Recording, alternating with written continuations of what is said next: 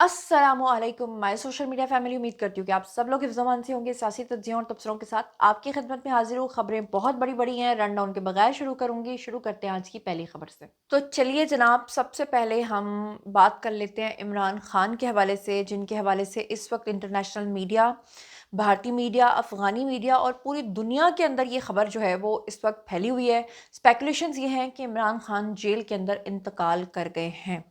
अच्छा जी, अगर तो कर गए हैं तो फिर इन्ना लिल्लाहि व इन्ना इलैहि राजिऊन। और सबसे पहले जो खबर है, क्योंकि मेरा फ़र्ज़ है कि मैं एज़ इट इज़ मिनो अन खबर आप तक ना पहुँचाऊँ, बल्कि मैं उस खबर की हकीकत और तस्दीक करके आपको बताऊँगी वो खबर क्या है। तो सबसे पहले ये देखिए, अफ़गानिस्तान टाइम्स, इन्होंने एक ट्वीट किया है और सबसे ऊपर इन्होंने लिखा हुआ है हैशटैग ब्रेकिंग न्यूज़, और ऊपर इन्होंने लिखा हुआ है कि credible source from Pakistan has confirm to Afghanistan Times that PTI chairman Imran Khan has allegedly been mysteriously killed। अच्छा, ये कह रहे हैं कि हमें पाकिस्तान के कुछ बावसूख ज़राए से ये खबरें मिली हैं कि इमरान खान को मिस्टीरियसली, यानी कि खुफिया तौर पे मार दिया गया है और जेल के अंदर ही उनको मार दिया गया है। And his body has been moved out to the prison, और उनकी जो बॉडी है वो जेल से निकाल के उनको दफना दिया गया है। और इसी वजह से पिछले 1 महीने से पीटीआई वालों की मुलाकात जो है वो उनसे नहीं करवाई जा रही। और ये कोई और नहीं कह रहा, ये खुद अफ़गानिस्तान टाइम्स जो है वो ये ट्वीट कर रहा है बाकायदा तौर पे। अच्छा, इसके बाद भारतीय मीडिया ने ये खबर जो है हर जगह चलाना शुरू कर दी कि इमरान खान जो हैं उनका इंतकाल हो गया है। इसके बाद स्क्रीन के ऊपर आपको एक और स्क्रीनशॉट नज़र आ रहा है जहाँ पे शुरशासन इंग्लिश चैनल है जी, और वो लिख रहे हैं कि क्रेडिबल सोर्स कह रहा है कि पाकिस्तान के अंदर इमरान खान को मार दिया गया है। स्काई न्यूज़ ने ये खबर जो है ये शेयर की है। इसके बाद ये जो भारतीय चैनल है जनाब, आर टीवी के नाम से, इसके ऊपर भी ये खबर जो है ये ब्रेक हुई है। और उसके बाद अफ़गानिस्तान टाइम्स जो है उनके हवाले से मैं ऑलरेडी आपको बता चुकी हूँ कि उन्होंने भी ये खबर जो है वो दी है। तो इसके बाद ये खबर आपको स्क्रीन के ऊपर नज़र आ रही होगी, एनडीटीवी इंडिया का बड़ा मशहूर चैनल है जी, उन्होंने भी ये खबर चलाई।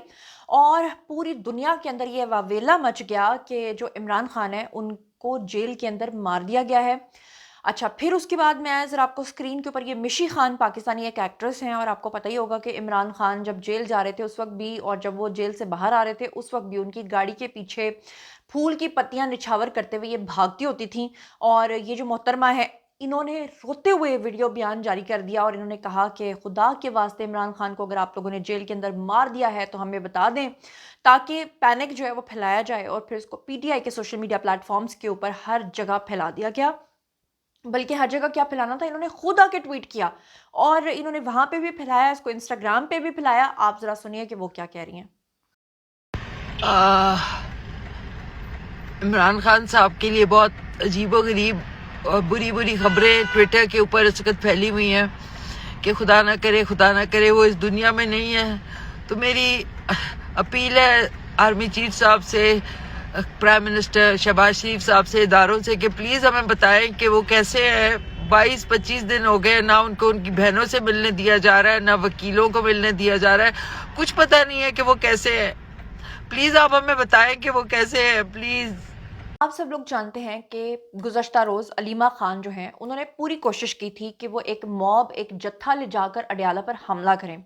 लेकिन हुआ क्या कि उनका सारा का सारा प्लान जो है वो धरे का धरा रह गया। बहुत सारे लोग जो पीटीआई के इस वक्त सपोर्टर्स मुझे सुन रहे होंगे, वो इस बात पे हैरान होंगे कि ऐसा क्या हुआ कि अलीमा खान गईं, 14 घंटे का धरना भी हुआ, सड़कें भी ब्लॉक की, लोगों को भी तंग किया, और फिर अचानक से उन्होंने ऐलान किया कि हम धरना ख़त्म करके जा रहे हैं। ऐसा क्या हुआ? दरअसल हुआ ये कि जब वो लोग वहाँ पर पहुँचे तो गवर्नमेंट की तरफ से उनको एक मैसेज दिया गया। मैसेज ये था कि अगर तो आप पुरअमन तरीके से यहाँ पे एहतजाज करने के लिए आए हैं, तो हमारी तरफ से एक पूरी इजाज़त है, आप लोग यहाँ पूरी रात गुज़ारिए, हम आपको सूप भी देंगे, हम आपको गरम चाय भी देंगे, कॉफ़ी भी देंगे और खाना भी देंगे।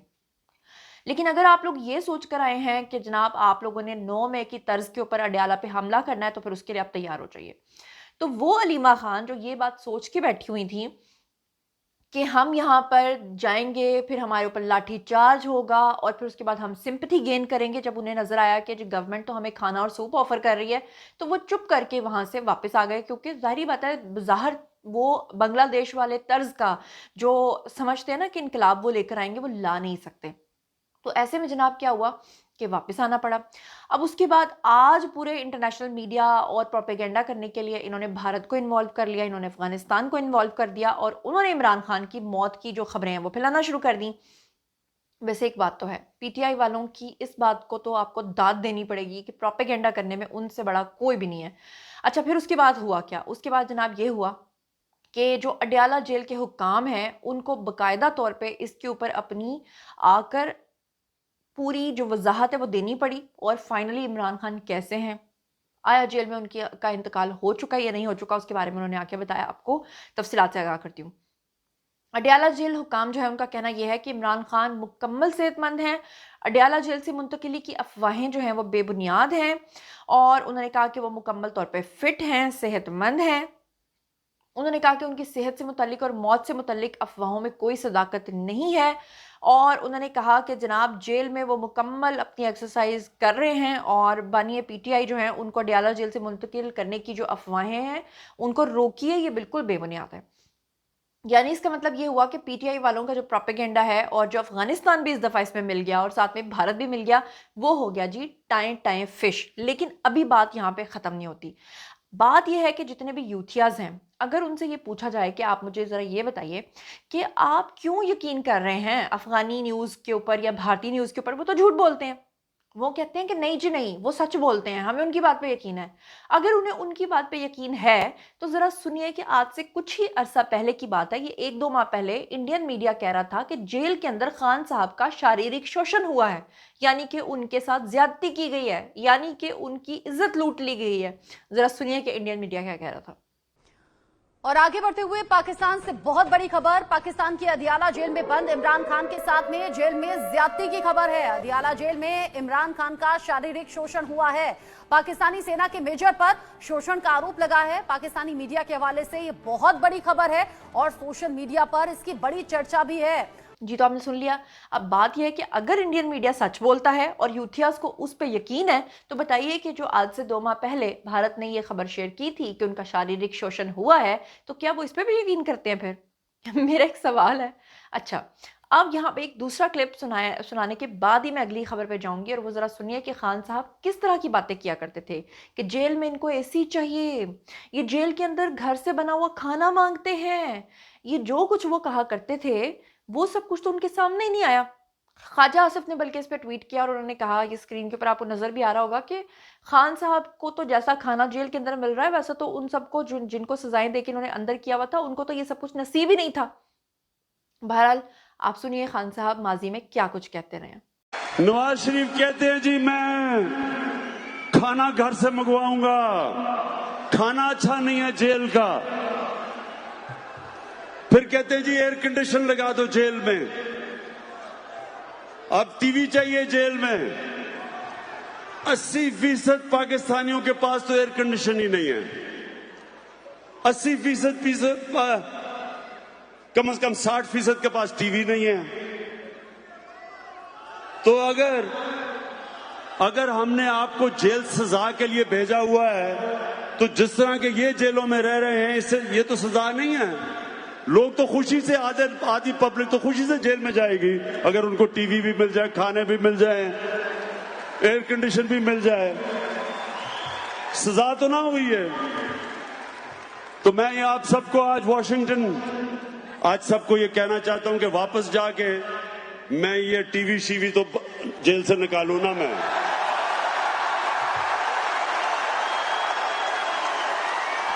اس کے ساتھ ہی ایک اور تازہ ترین خبر آپ کے ساتھ شیئر کر لیتی ہوں، جو ابھی رات کے پچھلے پہر میں یہ ویڈیو ولاگ بنا رہی ہوں، اور یہ خبر آ رہی ہے جناب کہ جے یو آئی کے رہنما ہیں جی فاروق کھوکھر، اور ان کو گرفتار کر لیا گیا ہے۔ ان کے بارے میں بھی بہت ہی الٹی سیدھی خبریں چلائی جا رہی ہیں۔ کہیں پہ کہا جا رہا ہے کہ وہ جی آئی ایس آئی والے ان کو اٹھا کے لے گئے ہیں، کوئی کہہ رہا ہے جی ان کو زد و کوب کیا جا رہا ہے، کوئی کہانی سنا رہا ہے، کوئی کہانی سنا رہا ہے۔ تو سب سے پہلے تو میں آپ کو یہ بتا دوں کہ یہ جو محترم ہیں ان کو غیر قانونی اسلحہ رکھنے کے الزام میں گرفتار کیا گیا ہے، اور پولیس کے مطابق فاروق کھوکھر کو 0 پوائنٹ کے ناکے سے جو گرفتار ہے وہ کیا گیا ہے، اور ان کو پولیس نے اپنی تحویل میں لینے کے بعد تھانہ آب پارا منتقل کر دیا ہے۔ راولپنڈی اور اسلام آباد کے معروف سیاسی گھرانے سے ان کا تعلق ہے، اور سیاسی اور سماجی شخصیت ہیں جناب فاروق کھوکھر۔ انہوں نے چند ماہ قبل جے یو آئی میں شمولیت کا اعلان کیا تھا، اور غیر قانونی اسلحہ رکھنے پہ ان کو فائنلی گرفتار کیا گیا ہے. اگر یہ بالکل صحیح ہوئے تو پھر ایز یوزول چھوٹ جائیں گے.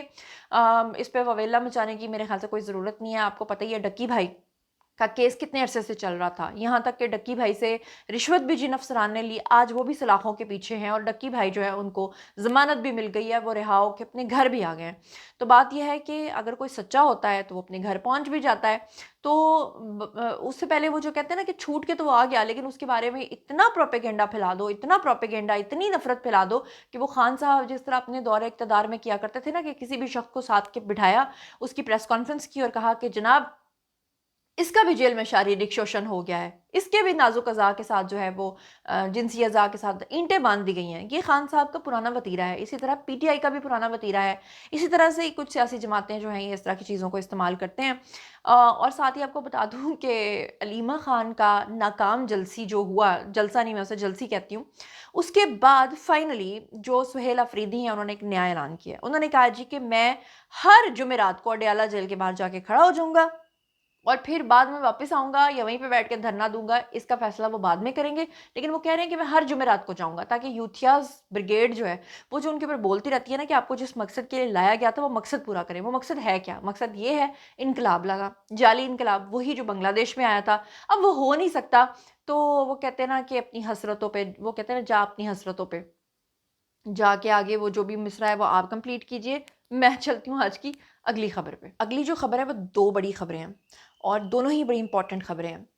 ایک تو آپ نے دیکھا ہوگا کہ ہمارے جو سی ڈی ایف ہیں, یعنی کہ ہمارے جو فیلڈ مارشل ہیں, ہمارے آرمی چیف ہیں, میں بات کر رہی ہوں عاصم منیر صاحب کی. پہلے ان کی ملاقات کس کے ساتھ ہوئی ہے؟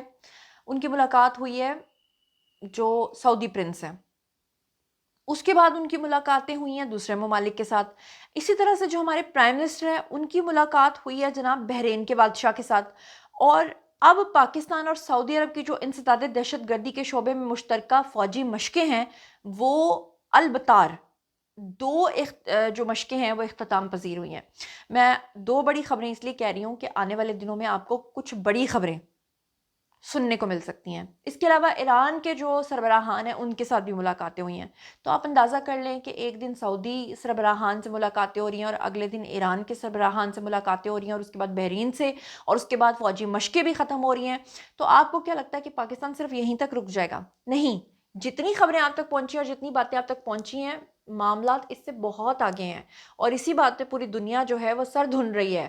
اسی لیے تو وہ پاکستان کو آگے بڑھنے نہ دینے کے لیے ہی تو اسپانسرشپس کرتے ہیں اس طرح کے جتھوں کو کہ یہ جو ہے نا گورنمنٹ کا, اسٹیبلشمنٹ کا دھیان جو ہے وہ بٹاتے رہیں اور پاکستان اس رفتار سے کہیں ترقی نہ کر جائے جیسا کہ ان کو ڈر ہے. لیکن انشاءاللہ پاکستان 27ویں رمضان کو بنا تھا تو پاکستان ترقی کرے گا. بلکہ یہ جو بحرین کے بادشاہ کے ساتھ ملاقات ہوئی ہے نا وزیر اعظم کی, یہ کوئی چھوٹی موٹی ملاقات نہیں تھی. اس میں بہت ہی اہم فیصلے جو ہیں وہ ہوئے ہیں. یہ جو اہم ملاقات ہوئی ہے اس میں ہمارے سیاسی, دفاعی, معاشی جو ہمارے معاملات ہیں وہ طے کیے گئے ہیں ان کے ساتھ. اور پھر اس کے بعد جو بادشاہ ہیں بحرین کے, انہوں نے ایک بہت ہی بڑا انکشاف کیا ہے جس کو سن کے آپ بھی حیران ہونے والے ہیں. انہوں نے بتایا کہ جو قائد اعظم محمد علی جناح تھے وہ بحرین کے قانونی مشیر بھی رہ چکے ہیں. کیا آپ کو اس بات کا پتہ تھا؟ ضرور مجھے کامنٹ سیکشن میں بتائیے گا. ساتھ ہی جو ہمارے وزیر اعظم شہباز شریف ہیں ان کو آرڈر آف بحرین یعنی کہ فرسٹ کلاس کا جو اعلیٰ اعزاز ہے وہ بھی پیش کیا گیا ہے. اور اس کے علاوہ آپ کو بتا چکی ہوں کہ سیاسی, معاشی, دفاعی اور ثقافتی تعاون جو ہے اس کو بڑھانے پہ بھی غور ہوا ہے. اور 1.5 لاکھ جو پاکستانی ہیں ان کی فلاح اور قیدیوں کی رہائی کے لیے بھی وزیر اعظم نے ان کا خصوصی شکریہ ادا کیا ہے. تو شہباز شریف جہاں جا رہے ہیں فتوحات ان کے قدم چوم رہی ہیں. اور وہ نواز شریف جن کے بارے میں اکثر لوگ کہتے تھے کہ جناب, جو تنقید کرنے والے لوگ تھے کہ وہ کیوں چپ رہتے ہیں, وہ کیوں کوئی نیریٹو نہیں دیتے, وہ چاہتے تھے کہ وہ جو میم سے شین والا سین ہے نا یا نون سے شین والا سین ہے اس کے اوپر کچھ لب کشائی ہونی چاہیے تاکہ وہ اس میں سے کوئی چیز نکال سکے.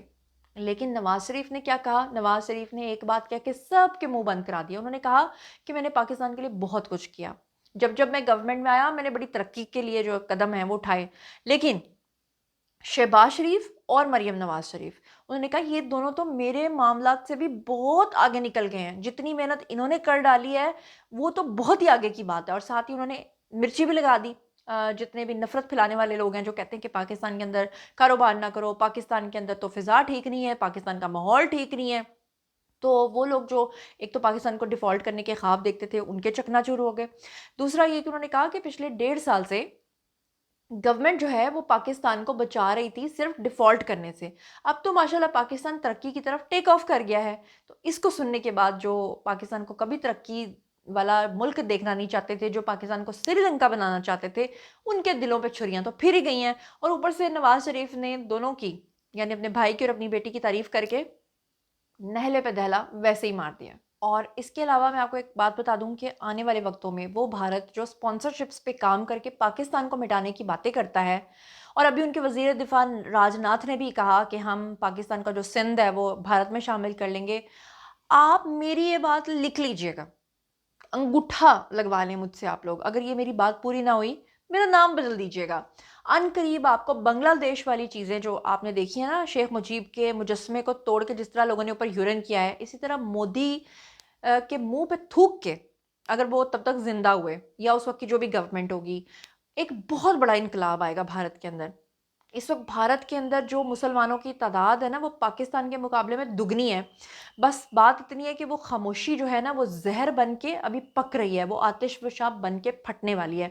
آپ لوگوں کو پتہ ہے کہ پاکستان نے جناب بھارت کے اندر بڑھتے ہوئے اسلامو فوبیا اور اسلامی ورثے کی توہین کے اوپر اظہار تشویش کیا ہے, اور یہ وزارت خارجہ کی طرف سے پریس ریلیز بھی آئی ہے. پاکستان نے ایودھیا کے اندر بابری مسجد کی جگہ رام مندر بنانے کے بعد وہاں پہ ان کا پرچم جو لہرایا گیا ہے اس کے اوپر تشویش کا, اور خاص طور پہ مسلمانوں کے خلاف, وہاں پہ اقلیتوں کے خلاف امتیازی طرز عمل کو جو ہے اس میں اجاگر کیا ہے. اور صاف طور پر انہوں نے کہا ہے کہ تاریخی مساجد جو ہیں وہ اس وقت بھارت کے اندر خطرے سے دوچار ہیں. مودی حکومت اتنی پاگل ہو گئی ہے کہ وہ وہاں پہ مساجد کو گرا گرا کے اس طرح کی حرکتیں کریں. یہاں تک کہ ابھی انہوں نے ایک فلم بھی بنائی ہے جہاں پہ انہوں نے جناب جو وہاں پہ بھارت کے اندر جتنے بھی ایسے مونومنٹس بنے ہوئے ہیں نا جو مسلمانوں کے ہیں, وہاں پہ انہوں نے بتایا کہ یہاں پہ تو شیو لنگ تھا, یہاں پہ تو شیو کا مندر تھا, فلانا تھا فلانا تھا, کیونکہ اس کو وہ نشانہ یہ بنا رہے ہیں یہ کہہ کر کہ 1400 سال پہلے اسلام آیا تھا, اور پتہ نہیں کتنے 5-6 ہزار سال پرانا تو یہ مورتی پوجا تھی. یہ تو آپ کو پتہ ہی ہے کہ شروع سے چل رہا تھا. تو ان کا کہنا یہ ہے کہ یہاں پہ ضرور کسی نہ کسی کا مندر ہوگا, اور یہ کسی مسلمان بادشاہ نے یہاں پہ آ کے مسجد تعمیر کر دی اور کچھ بنا دیا, قلعہ بنا دیا, تو ہم اس کو یہاں سے تباہ کر کے واپس اپنے مندر جو ہے وہ تعمیر کریں گے. یہ ہے بیسیکلی اکھنڈ بھارت کا ایک وہ چاہتے ہیں کہ تمام لوگ جو ہیں وہ اکھنڈ بھارت میں شامل ہو جائیں. اور پاکستان عالمی برادری, اقوام متحدہ اور متعلقہ اداروں سے جو اپیل کر رہا ہے کہ بھارت میں بڑھتی ہوئی اسلامو فوبیا اور نفرت انگیزی کا جو نوٹس ہے وہ لیا جائے, اور انشاءاللہ ان قریب آپ کو بھارت کے اندر بھی یہ سب کچھ ہوتا ہوا نظر آئے گا. بہرحال جناب یہ تھا آج کا ویڈیو. باری ہے جی آپ لوگوں کے کامنٹ سیکشن میں, اور بتائیے کہ آپ ان تمام خبروں کے بارے میں کیا سوچتے سمجھتے ہیں. مزید خبریں, ولاگز, انٹرویوز, اساسی تجزیے جاننے کے لیے اور میرے ساتھ کنیکٹڈ رہنے کے لیے چینل کو سبسکرائب کر لیجیے گا. اپنا بہت بہت خیال رکھیے گا. اللہ نے کے بان.